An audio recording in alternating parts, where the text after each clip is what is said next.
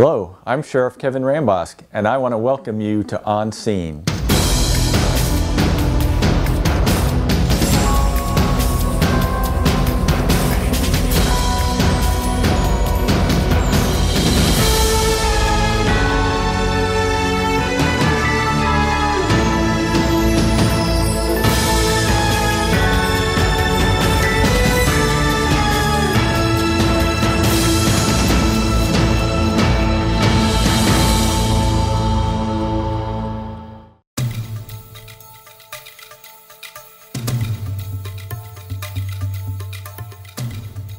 To thank everyone for being here today.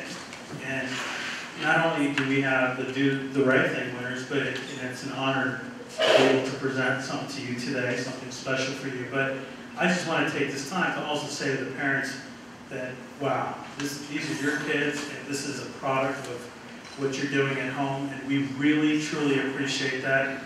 And it goes to show, you know what? The negative news is out there, but this is a lot more positive, and it means a lot more as far as I'm concerned. So thank you for what you do at home. It really is, it's showing here today. We appreciate that. On behalf of Sheriff Rambosk, I'd like to welcome all of you, welcome the kids here. It's a wonderful time, especially come out in the rain. Who ever heard of a rainy day in Collier County in February? It's like, really? Okay. So this is important to me. I love to do it.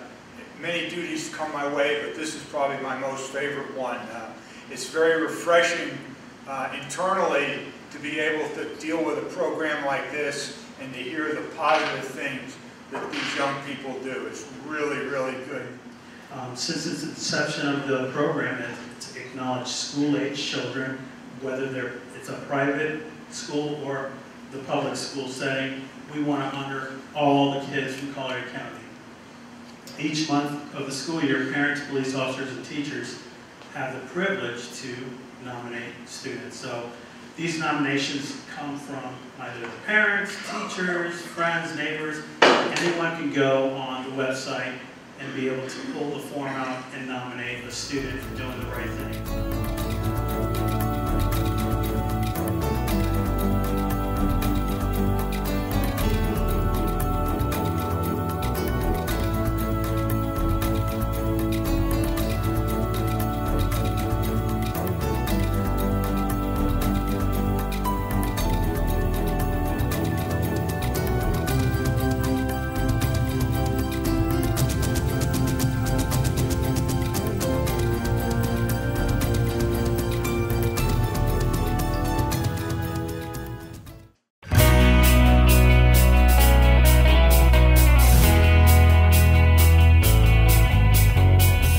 Hello, my name is Sergeant Chris Gonzalez with the Collier County Sheriff's Office Safety and Traffic Enforcement Bureau.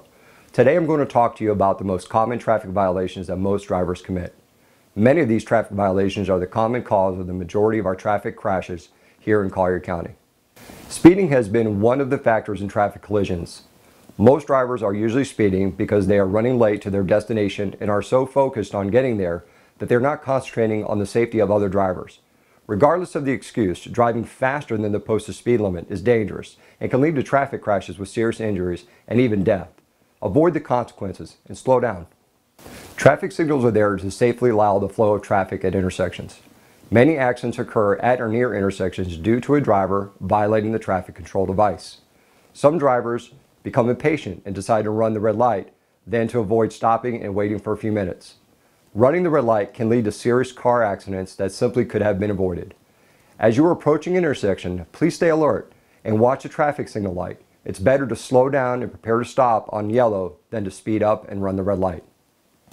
Drivers sometimes need to change from one lane to another, especially on roads with several lanes. One of the most common mistakes made is when a driver puts their signals and immediately swerves into another lane, violating the right-of-way of another driver. Just because you have your signals on does not mean you can just enter a lane. Prior to changing lanes, you must look and make sure there is ample space to safely enter the lane without violating another driver's right-of-way. Sometimes drivers may be travelling at speed slower than the posted speed limit because they may be looking for a specific address or other reason. On roads that contain several lanes, it is preferred that if you're going to travel at a slower speed, please keep to the right to allow the normal flow of traffic in other lanes. Another cause of vehicle accidents is the distracted driver. Although there are many distractions, texting and driving seems to be the most common. In 2014, Florida passed a law which makes texting and driving illegal. If you are concentrating on something besides driving, then you are being distracted. This next video will show you an example of how quick an accident can occur when you are distracted.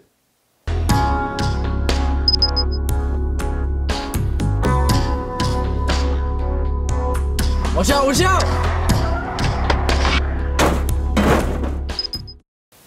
Driving in rainy conditions can sometimes be a challenge to many drivers as the roads are wet and the vehicle's handling can differ than in dry roads. Here are a few precautionary tips when driving in rainy conditions. Slow down as there may be excessive water on the roads that may cause your vehicle to hydroplane and lose control. Always turn your headlights and use your windshield wipers when it is raining. Stay alert, be ready to act as the visibility may be poor. And check your tires to make sure you have proper treading. Road rage is when drivers become aggressive, angry, and even confrontational while driving. Many road rage drivers are upset and drive in a dangerous and careless manner, putting themselves and other drivers at risk. If you are a victim of road rage, call 911, remain calm, and avoid any type of confrontation. The majority of traffic crashes in Collier County are caused by drivers who are backing out of parking spaces or rear-end collisions. When backing your vehicle, always pay close attention to your surroundings, as there may be other vehicles backing at the same time, as well as other vehicles traveling through the parking lot. Improper backing is one of the major causes of traffic crashes in our county. If you observe a vehicle backing out of a parking space, please be courteous and patient and allow the back out safely. We hope that this information is helpful and makes you a more alert and safe driver.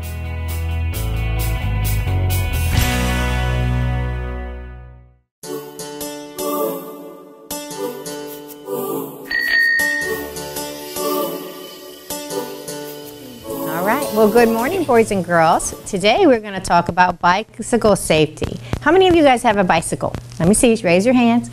Benjamin, you got a bicycle? Awesome. All right. Now, what's one of the things we always have to wear when we're riding our bicycles? A helmet. That's right. Shoes. Yes, you got to wear your shoes. Definitely wear your shoes. That's right. But the most important part we need to wear is our bike helmet, right? Mm-hmm. Very good. So, does anybody know what the ABCs are of bike safety? A, you know what the A stands for? Air, because we need to check the air in our tires, because we can't ride our bicycles if we have flat tires. B, what do you think B stands for? Bicycle. Close. Brakes. We got to check our brakes on our bicycles, right? Because if we don't have brakes, what's going to happen if we don't have any brakes on our bicycles? Then we can't ride it. I know. Well, you can't ride it because you're going to crash if you can't use your brakes on your bicycle, right? Okay, and let's see the C. What about the C? What do you think the C stands for? Chain. So we got to make sure our chain is properly oiled in on the bicycle. So it doesn't break. So it doesn't break, because if we have no air in our tires and our brakes don't work and the chain is broke, can we ride our bicycles? No. No, absolutely not. If the chain's broke, you'll just go like this. Right, you'll be pedaling in the air, won't we? Can we wear big flappy dresses? No, Maddie? like pants or shorts. Pants or shorts? The edge of my pants got stuck between the chain. Oh, so shorts would probably be better then, right?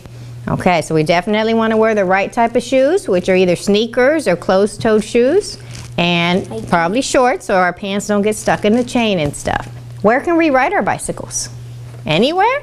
Maddie? You can ride in your driveway. In your driveway? Where else can we ride our bicycles? Not on the road. Not on the road. Why can't you ride it on the road, AJ? Because we're too little. Because you're too little. That's right. He's 5, I know. You're 6. Maddie, what else? You can ride it on the sidewalk with your mom. On the sidewalk with your parents, that's right. I love music. Are we allowed to have our earphones on our heads when we're riding our bicycles? No. No, why not? Why can't I listen to my music when I'm riding my bicycles? You'll crash. I will crash, that's right, because I need to know what's going on around me, so I need to be able to hear the traffic, and in case there's an emergency vehicle, then I need to listen to see where they're going so I can get out of the way if I need to, right? Are we going to ride our bike safely? Yes. Well, boys and girls, thank you for listening to me today, and I'm so glad you all have your bike helmets and you practice proper bike safety. Always check the air on your tires. Check the brakes to see if they work. Check the chain and make sure it's tight. Always wear your helmet. This is all. Always follow all the traffic rules.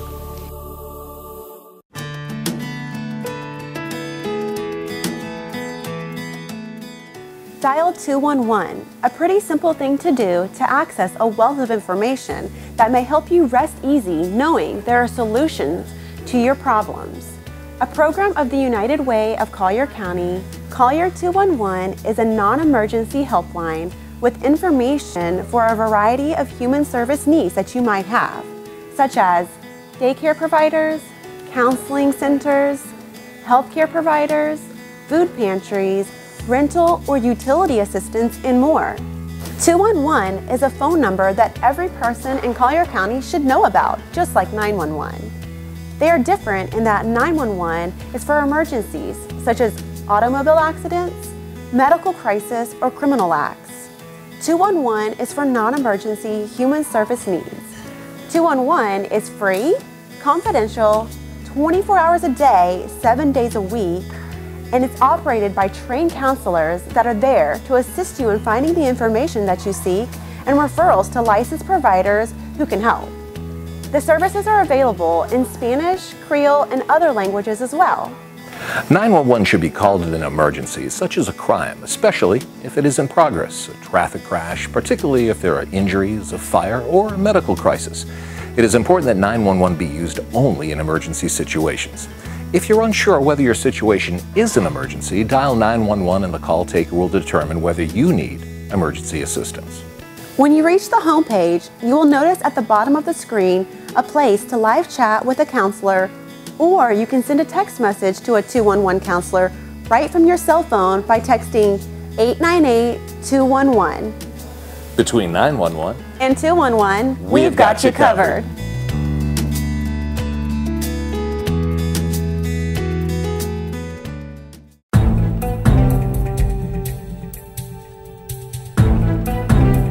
What is identity theft? It's when someone uses your name, your social security number, or some other personal, financial, or medical information without your permission to commit fraud or other crimes. Now, the number one way identity theft occurs is by stolen income refund fraud. That is where somebody uses your name and social security number to file a fraudulent income tax return purporting to be you. And what happens is you or your CPA files an income tax return, and then the IRS notifies you by mail that somebody has already filed an income tax return and collected a refund pretending to be you. So how do we detect suspicious activity? But what you want to do is look for mistakes on your bank, credit card, or other accounts. If you can, go paperless. Get your bank statement sent to you electronically. Look for mistakes on the explanation of your medical benefits from your health plan. Bills or account statements do not arrive on time. If there's bills or collection notices for products or services you never received. If you start receiving calls from debt collectors about debts that do not belong to you. If you receive a notice from the IRS that someone used your social security number. If you receive unwarranted collection notices on your credit report. If businesses turn down your checks. Or you were turned down unexpectedly for a loan or job. Those might be some indicators that you could be a victim of ID theft. So what we really encourage everybody to do is monitor your credit reports. And we want to defend against ID theft as soon as you suspect it.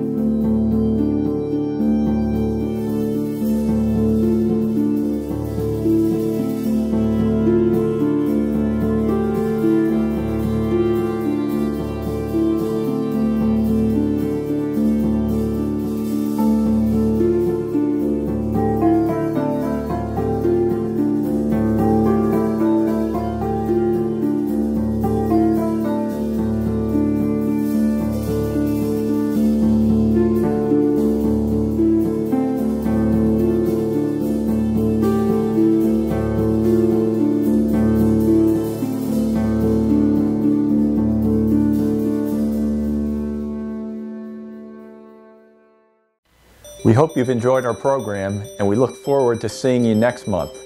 Thank you for being our partner for a safe community.